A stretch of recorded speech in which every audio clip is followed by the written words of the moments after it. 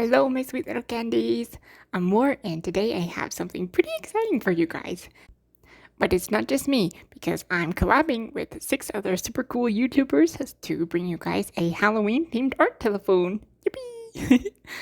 If you don't know what that is, it's like the word game of telephone where one person whispers a phrase into someone's ear, and that person whispers what they remember hearing to the next person, and so on until the end, and we find out if the phrase came through correctly or if it turned into something completely different. So we're doing that, but with art. I'm super excited and honored to work with all these cool artists, so make sure you check them out. I'm also a little nervous.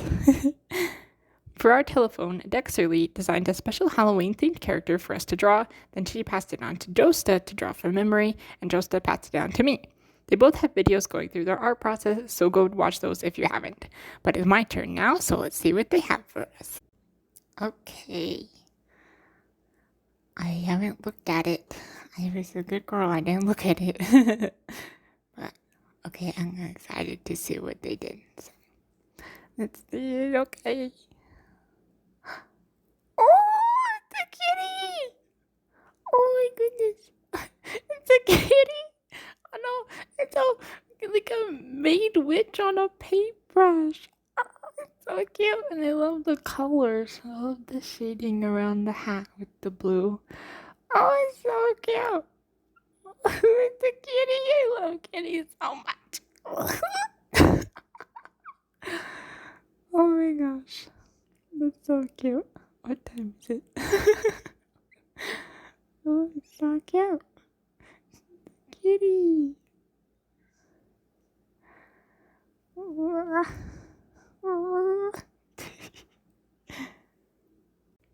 I let myself look at Joe's drawing for about 5 minutes to try my best to memorize all the details, then I didn't look at it until I had finished my piece and sent it to the next person. Going into the challenge, I had a feeling that the details wouldn't change much because I'm relatively confident with my memory when it comes to character designs, especially when I've stared at them for a few minutes. But as soon as I knew it was a kitty cat, I was super excited to get started because I love cats. I love them so much. I will never stop talking about cats because I love them. I love them so much. I love them.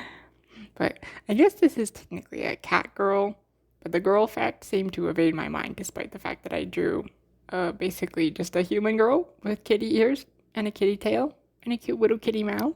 I also drew her outfit, I guess. Fear not, she's clothed. I really like the little scalloped edges on the hems of her dress and apron. Those are really cute. I feel like not much changed with her outfit, but I did give her a petticoat under her skirt because I feel like she'd have one. Also, because from the perspective I drew her in, it'd probably be visible. I just did a 2-tiered petty because I didn't want it to get too complicated, though ruffles can be fun to draw. Sometimes they can be a bit of a pain though, especially when it comes to shading them, but they're so cute, so it's worth it. I also added some small other details like seam lines in her clothes and wood grain pattern in the hand brush handle because I often like to include those in my drawings because it's fun for me to draw those little details. I also made the brush part of the paintbrush look fancy because it's also fun. I did feel a little bad for the person after me because they'd have to decipher what's actually part of the design and what's just War's style. But hopefully I haven't given the rest of the lineup too much trouble. I mentioned that my memory for character design is pretty decent, like remembering all the details, but I figured that the colors would be where I would stray the most from the original because I usually just like to color pick my colors and maybe adjust them if needed, but this time I had to try to remember all the colors and mix them myself. I think most of them turned out okay, except for maybe her dress because I couldn't remember how saturated it was, and I feel like mine ended up looking like super brown, even though I tried to make it more purpley. Oh well. I really like the way Josta did her drawing, especially with the lighter blue and the parts that are supposed to be dark. That and the purple really create a magical feel that's perfect for this witch kitty.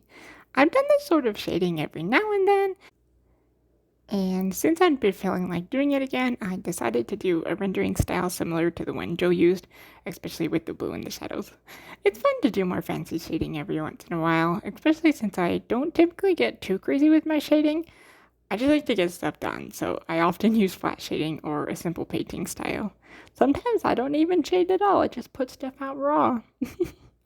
But even if I don't do experimental shading, I think about doing it sometimes. Like I have this Full Metal Alchemist art book that I absolutely love, and wherever I look through it, I always want to try and imitate the different shading methods that Arakawa Sensei uses. But unfortunately, I hardly ever do. Sometimes I'll even start a piece with the intention of letting my inspiration from the art book carry through to the end of the piece, but I usually don't get to the end. Whoopsies. Maybe I would actually do more fun shading if I was like more into illustration, but I'm not. I do illustrations relatively often, but my heart still lies in making silly little character designs in comics. Which is another part of why I don't do super fancy stuff, because if I fully painted every panel of my comic, I'd never get through it. But Jude sometimes gets complimented on its painterly style, so maybe I've accidentally tricked everyone into thinking I do paint my panels. I'm not sure. But my shading styles suit their purposes, so that's what matters in the end. But what about you guys? Do you like to do more intricate shading styles, or are you more into the simple ones? Do you like to play with different styles, either just to have fun or to learn the secrets and techniques of different artists? Do you have any specific reason that you shade the way that you do? Please share your thoughts with me, my sweet little candies. And if you are a cute little candy, please make sure you don't get gobbled up this holiday season. But seriously, take care of yourselves, make sure you drink plenty of water, get plenty of rest, eat some good food, and don't get yourself into any bad situations, okay? Please, make good choices, okay?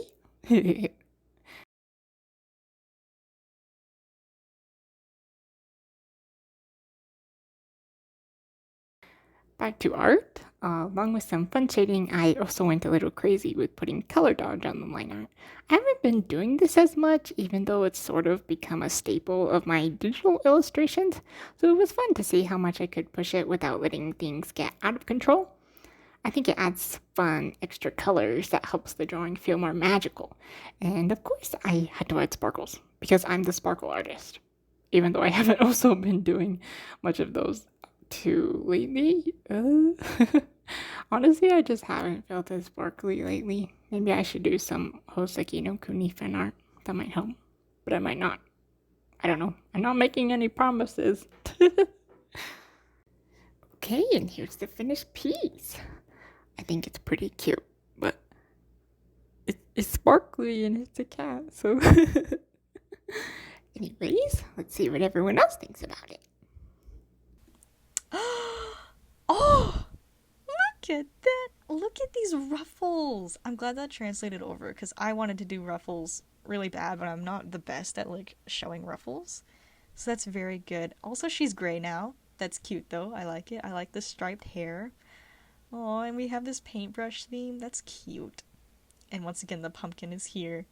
That's adorable. I love how these sleeves look like they look like ribbons, and that's so cute. Maybe next time I'll give her shoes, because I gave her, like, feet. Like, her dogs were out, so... Oh, this is so cute, y'all. I mean, I like the color scheme that y'all went with. It just looks so much better with these colors. Alright, let's move on. Alright. I'm seeing this for the first time, so I'm pretty excited. Oh my god! Oh, the mic is gonna peak so much. Oh! Oh, that is cute! Oh my god. Oh. Oh, it's so shiny and it's so pretty and it's so expressive. I'm sorry, my hand like literally went over my mouth, so sorry if that sounded weird. Oh. I'm normal. That's so cute. I'm such a big fan of her work, so like oh my gosh. Her work is always so fun.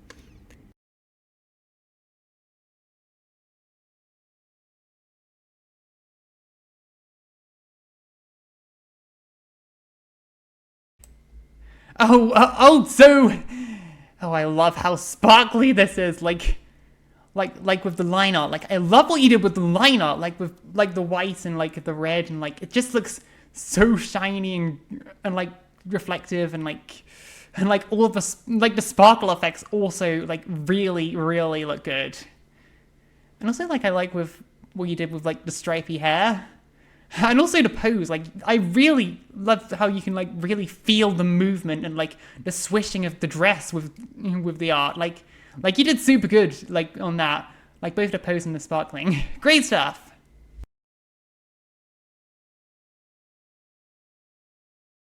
Hi, I'm Clay Colors.